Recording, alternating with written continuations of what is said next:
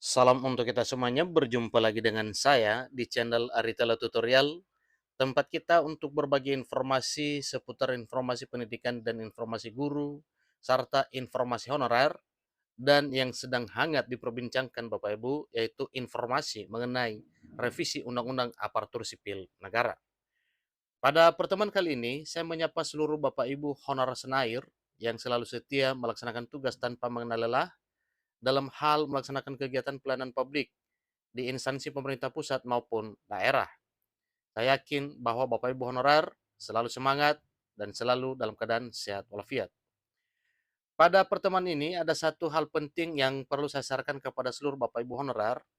Ini merupakan bocoran pembicaraan pada rapat paripurna DPR RI terkait dengan revisi Undang-Undang Aparatur Sipil Negara yang mengatur tentang 6 jenis kesejahteraan para honorer dan P3K. Nah, Bapak Ibu, terkait dengan RUASN yang memuat 6 jenis kesejahteraan honorer dan P3K ini, tentunya kita ingin tahu kira-kira apa saja jenis kesejahteraan honorer dan P3K dimaksud. Nah, Bapak Ibu simak informasi ini sampai selesai, dan jangan lupa tekan tombol subscribe, share, dan komen, nyalakan tombol notifikasinya, supaya semua informasi yang disalurkan melalui channel ini selalu update di layar Bapak Ibu. Tanpa basa-basi lagi, langsung pada informasinya. Alhamdulillah, revisi Undang-Undang Aparatur Sipil Negara menetapkan kesejahteraan P3K. Tentunya ini termasuk honorer Bapak Ibu ya, karena memang sebentar lagi honorer akan dialih statuskan menjadi ASN atau aparatur sipil negara dengan status pegawai pemerintah dengan perjanjian kerja. Jadi 6 hak ini telah ditunggu sejak lama dan barulah tercetus. Kemungkinan ini akan sampai informasinya secepat mungkin kepada seluruh Bapak Ibu honorer dan P3K. Ikuti terus informasi ini. Revisi Undang-Undang Aparatur Sipil Negara akan segera ditetapkan oleh pemerintah tentang hak yang bisa didapatkan oleh pegawai pemerintah dengan perjanjian kerja atau P3K, demikian juga dengan yang memuat terkait dengan harapan honorer untuk meraih impian menjadi ASN P3K. Nah, tentunya dengan Bapak Ibu honorer diangkat menjadi atau dialih statuskan menjadi ASN P3K, maka jelas terkait 6 jenis kesejahteraan yang telah dimuat di sini itu adalah bagian daripada Bapak Ibu honorer. Jadi para Bapak Ibu P3K bersyukur karena memang hal ini sudah kian status sebagai ASN P3K, maka jelas ini menjadi bagian Bapak Ibu ASN P3K. Karena ada beberapa hak dalam revisi Undang-Undang Aparatur Sipil Negara untuk pegawai pemerintah dengan perjanjian kerja atau P3K yang baru akan didapatkan jika telah diresmikan. Ingat Bapak Ibu ya, ini akan didapatkan jika telah diresmikan. Hal tersebut karena revisi Undang-Undang Aparatur Sipil Negara ini masih belum disahkan oleh Dewan Perwakilan Rakyat Republik Indonesia atau DPR RI. Akan tetapi berdasarkan dengan revisi Undang-Undang Aparatur Sipil Negara yang disampaikan sebentar lagi akan ketuk palu, menjelaskan tentang hak yang didapatkan oleh para pegawai P3K, yaitu sebagai berikut. Gaji, tunjangan, dan fasilitas. Ini sudah jelas Bapak Ibu ya, sebagaimana diterima oleh Bapak Ibu ASN P3K setiap bulan, yaitu menerima gaji, tunjangan, dan fasilitas sebagaimana yang telah diatur pada mekanisme peraturan perundang-undangan yang berlaku dalam hal penggajian. Demikian dengan cuti, itu juga menjadi hak Bapak Ibu ASN P3K. Berikut pengembangan kompetensi. Nah, tentunya ini Bapak Ibu setelah diangkat menjadi ASN P3K, maka jelas ada pengembangan kompetensi. Misalnya dalam hal mengikut sertakan Bapak Ibu ASN P3K pada kegiatan-kegiatan pelatihan dan pengembangan kemampuan dalam hal melaksanakan kegiatan pelayanan publik. Berikut adalah jaminan hari tua.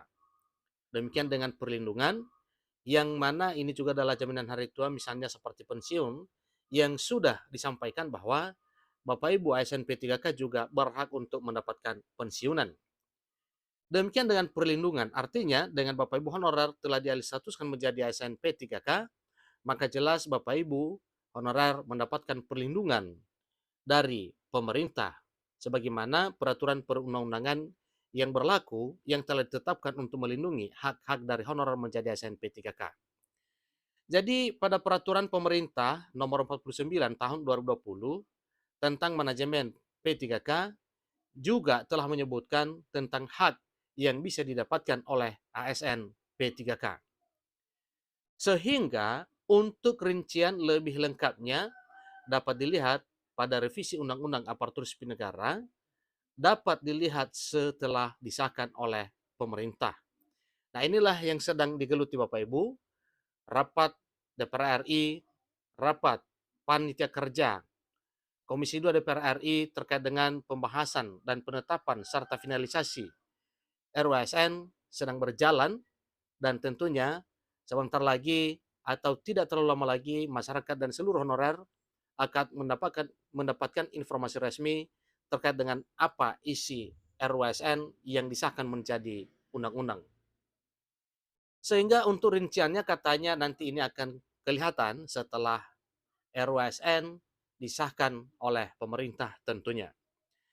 Maka untuk pegawai pemerintah dengan perjanjian kerja atau para P3K sekarang masih menggunakan acuan tentang hak yang didapatkan berdasarkan dengan peraturan pemerintah nomor 49 tahun 2020 tersebut.